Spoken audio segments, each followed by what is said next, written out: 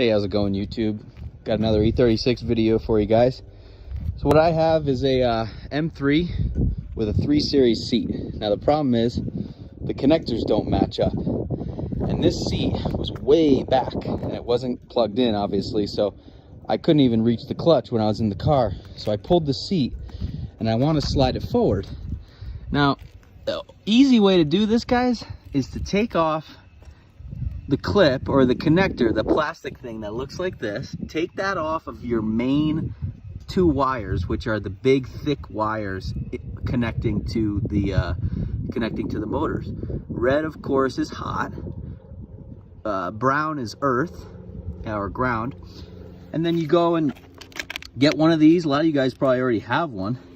And watch how easy this is. You strip the wires, of course. You hook up your black to your earth, to your ground. You hook up your red to your hot. You turn your thing on here and you hit your motors, and watch this. It works. So now I can slide this seat forward and I can pop it back in. I can't believe how easy this is.